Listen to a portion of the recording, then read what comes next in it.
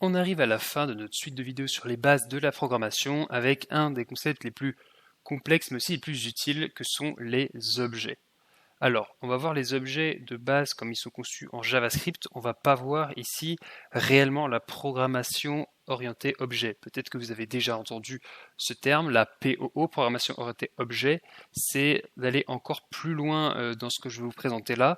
Là, on va juste voir les objets en tant que tels, comme ils sont utilisés en JavaScript, en termes de structure d'utilisation. Mais ça vous permettra plus tard, quand vous ferez de la programmation orientée objet, de mieux comprendre et d'avoir une bonne base de ce concept. Alors, des objets, quel est le principe? C'est un peu en JavaScript comme les tableaux, c'est assez proche. À l'image des tableaux, c'est également un type de variable, comme un int ou une chaîne de caractères. Et le but des objets, c'est comme les tableaux, c'est aussi de grouper des éléments. Mais cette fois, c'est par analogie de clé-valeur. C'est-à-dire que je vous avais dit que les tableaux, ils groupent les éléments. Il y a aussi une sorte de clé-valeur, sauf que la clé, c'est uniquement l'index, puisque le premier élément, c'est 0, le premier, c'est 1, le deuxième, c'est 2. Là, la clé, ce sera quelque chose que nous, on va choisir, et qui va devoir même être l'explication de ce qu'est la valeur d'après. Alors c'est un peu complexe, on va voir dans les exemples, mais en gros, un objet, le principe, c'est que la valeur et la clé soient liées d'une manière logique. Par exemple, on va voir un exemple avec des voitures, comme on a vu pour les objets. Par exemple, vous pouvez dire que le modèle, c'est Clio. Dans ce cas-là, le modèle, ce sera la clé, Clio, ce sera la valeur, et vous voyez bien que les deux sont liés. Et du coup, ça permet, contrairement au tableau, d'avoir un réel lien entre clé et valeur, et pas d'avoir des éléments à la suite sans vraiment comprendre qu'est-ce qui est quoi.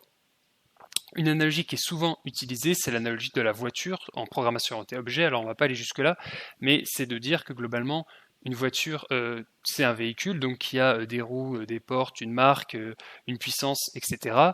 Et on va avoir différents types de voitures qui vont avoir la même structure, parce que toutes les voitures vont avoir une marque, une puissance, un nombre de portes, etc. Et même des actions possibles. Une voiture, elle peut démarrer, elle peut rouler, etc. Et donc la programmation orientée objet, mais là plus spécifiquement les objets en JavaScript, vont nous permettre de créer un type de variable qui a donc à chaque fois une marque, une puissance, un modèle, et qui peut même avoir des fonctions. Donc, en objet, on appelle ça des méthodes. Donc elle peut rouler, klaxonner, etc., etc. Alors, sans objet, c'est ce qu'on a fait avec les tableaux dans la vidéo précédente, on pourrait, j'ai repris le même exemple, on pourrait schématiser comme ça. Par exemple, on veut stocker, alors j'ai pris un exemple très simple, une voiture, qui est une Clio, et on veut stocker le nom du modèle, donc Clio, sa puissance, donc 90 chevaux, et son nombre de portes, on va dire que c'est une 3 portes. Soit on pourrait faire 3 variables, donc une variable qui s'appellerait voiture modèle qui contiendrait le nom du modèle, une qui contiendrait la puissance et une qui contiendrait le nombre de portes. Sauf que bon, si on veut rajouter 15 ou 20 voitures, ça va vite être pénible de faire 15 fois 3 variables, etc. Plus en plus dans le code, ça va être compliqué pour y accéder, pour comparer, etc. Donc on pourrait se dire, au pire on fait un tableau, ça marche, c'est fait pour regrouper et stocker les données. Donc table voiture 2 par exemple, on a le nom du modèle au début, donc Clio, ensuite la puissance et ensuite le nombre de portes. L'avantage de cette méthode-là, c'est qu'au moins on voit bien que Clio, là c'est le modèle, que 90 c'est la puissance et que 3 c'est le nombre de portes. Par contre, du coup ça fait plein de lignes de code, c'est pas du tout organisé, en plus du coup on réplique des données s'il y a des voitures qui ont un truc pareil, etc. etc. L'avantage ici, tout est groupé, tout est en une ligne, sauf qu'on ne sait pas à quoi correspond quoi. Ça c'est le modèle, ça c'est la puissance, ça c'est la porte, mais si un jour je rajoute un truc au milieu, ça décale tout, et il faut se rappeler que c'est ça, etc. Donc c'est un peu compliqué, et donc c'est là qu'entrent en scène les objets. Avec les objets, c'est beaucoup plus simple, ça c'est exactement la même chose que ça, sauf que là c'est avec la notation objet en JavaScript. Donc un objet c'est un type, je vous l'ai dit, donc pareil, on crée une variable, let voiture égale, entre accolades, là où les tableaux c'était les crochets, les objets c'est les accolades, et là c'est une notation objet qui est aussi retrouvée dans le JSON si vous connaissez. On va faire notre petite association clé-valeur. Donc entre les accolades ici, on va mettre à chaque fois un couple de clés-valeurs qui vont être toutes séparées par des virgules. Encore une fois, comme dans les tableaux, il n'y a pas de limite. Là, j'en ai mis 3, mais je pourrais en mettre 15 si j'ai envie. Juste une petite subtilité, à noter que le dernier, on ne met pas de virgule à la suite, puisqu'il n'y a rien après. Voilà. Donc, on sépare nos éléments par des virgules, et là, notre ensemble de clés-valeurs, là, on a la clé. Donc, par exemple, c'est le modèle, et la valeur, c'est Clio. Là, la clé, c'est puissance, la valeur, c'est 90. D'ailleurs, j'aurais pu enlever les chaînes de caractères sur le 90. Et là, le nombre de portes, c'est 3. Du coup, l'avantage, c'est qu'on a une seule variable, où on a toutes nos données qui sont enregistrées, et on sait systématiquement que Clio, ça correspond à modèle, que 90 à puissance, que 3 à porte. Et bien sûr, on va pouvoir accéder à cette variable, on va accéder au modèle, accéder à la puissance, etc., etc. Alors, il y a bien sûr plusieurs opérations possibles sur un objet que je vais vous expliquer ici et qu'on va voir juste après ensuite dans le code. Alors, bien sûr, on peut accéder aux différents éléments d'un objet, on peut accéder à ces clés en fait pour afficher les valeurs.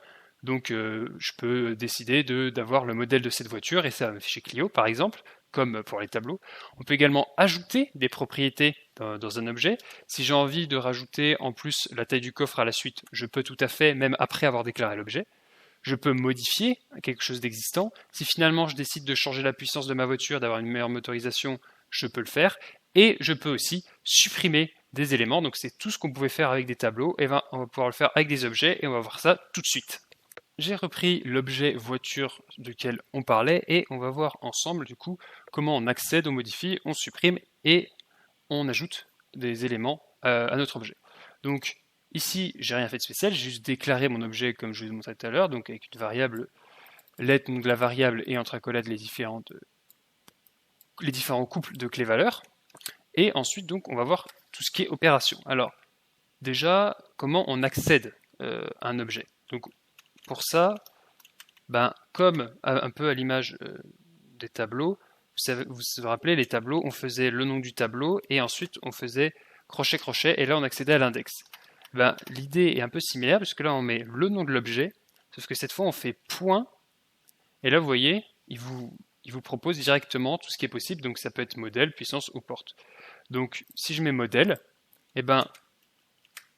on va voir l'objet et ensuite point, ça veut dire tu accèdes à, et là on va accéder à la clé modèle. Donc là, si j'exécute, il m'affiche Clio.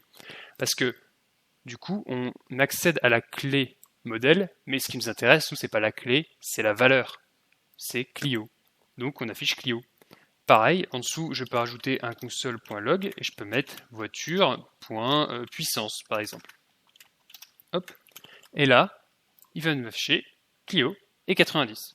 Donc voilà, rien de très compliqué, c'est encore plus simple que les tableaux pour y accéder, puisque vous avez juste besoin du nom de votre objet et ensuite du nom de la clé, tout simplement, propriété auquel vous voulez accéder. Donc ça, c'est pour l'accès à un objet, rien de très compliqué. Alors pour déjà modifier une propriété existante, c'est assez simple, puisqu'en fait, vous pouvez faire comme si vous étiez dans l'objet, c'est-à-dire que un peu à l'image, là on faisait voiture.modèle, là vous pouvez faire voiture.puissance, comme si vous voulez y accéder, et là vous pouvez directement changer la valeur, comme ça. Par exemple, finalement j'ai une Clio RS, hop, 150 chevaux, j'actualise, et naturellement j'affiche le modèle et j'ai modifié la puissance, donc ça sert à rien, hop, et du coup vous voyez, elle a 150 chevaux maintenant. Puisque là j'affiche voiture puissance, que j'ai modifié ici. Donc en fait, la modification et l'accès c'est pareil. L'accès n'est pas en lecture seule, vous pouvez tout simplement faire la clé que vous voulez égale ce que vous voulez. Et donc là, du coup, j'ai changé ma puissance. C'est comme si ici j'avais écrit 150 directement, en fait. C'est comme si j'avais fait ça. Sauf que là, du coup, d'ailleurs, je devrais enlever les guillemets. Je modifie l'objet après sa création. C'est quand même assez pratique. Donc on peut modifier une propriété existante, mais on peut également en rajouter, bien entendu. Et c'est exactement la même idée. Si je fais voiture, point, je sais pas, par exemple, la taille du coffre, et que je dis, je sais pas, il fait 25 litres, c'est vrai qu'au début, c'est pas forcément instinctif, on peut se dire, d'accord, mais voiture.taille coffre, ça n'existe pas. C'est complètement débile. J'affiche mon objet, en fait, il l'ajoute. Ce qui se passe, c'est que quand vous appelez une propriété qui existe, il va la modifier. Voiture.puissance, ça existe, donc il va modifier. Mais par contre, pour ajouter une propriété, c'est pareil. Vous appelez une propriété qui va exister, il voit qu'elle n'existe pas, donc il ne peut pas la modifier, donc il la crée, tout simplement. Puisque là, on voit qu'on a bien Clio, le nombre de portes, la puissance de 150 et la taille du coffre de 25. Donc c'est pas forcément instinctif au premier abord, et du coup faire attention parce qu'en voulant modifier un objet, on peut se retrouver à ajouter des propriétés parce qu'on a mal orthographié par exemple le nom de ce qu'on voulait modifier. Et donc c'est comme ça qu'on ajoute quelque chose à un objet. Et à l'image de l'ajout. On peut également supprimer. La suppression, c'est très simple aussi, c'est delete. Et ensuite, voiture, point, je sais pas, je vais enlever le nombre de portes, par exemple. Et j'actualise, et là vous voyez que dans mon objet, j'ai le modèle, la puissance et la taille du coffre, mais j'ai plus le nombre de portes qui est affiché, parce que je l'ai supprimé.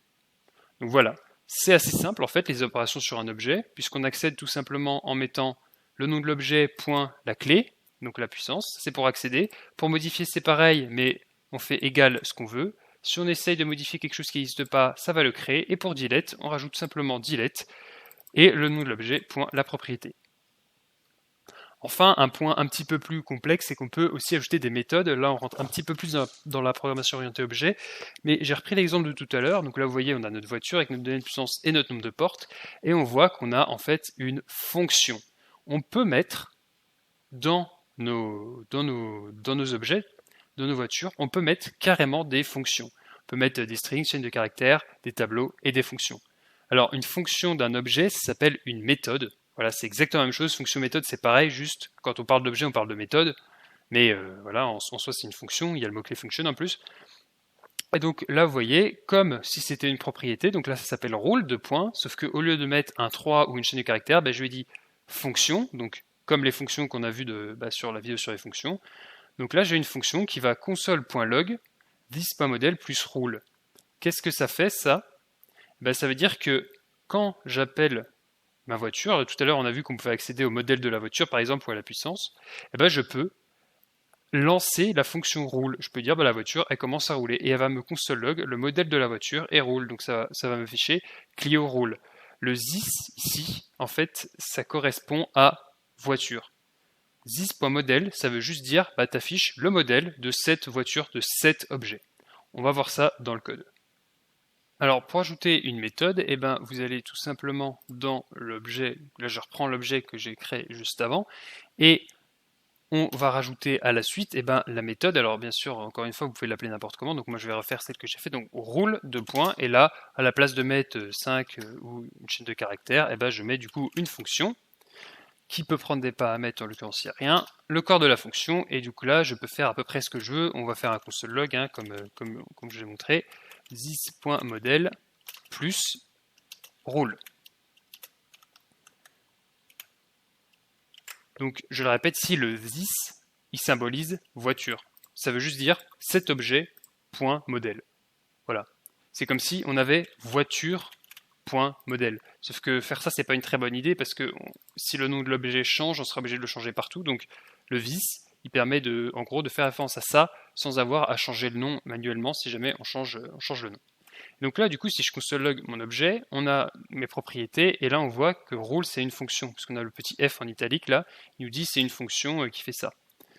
Alors, du coup, ça sert un peu à rien comme ça, mais par contre, ce qui est bien, c'est qu'on peut l'appeler.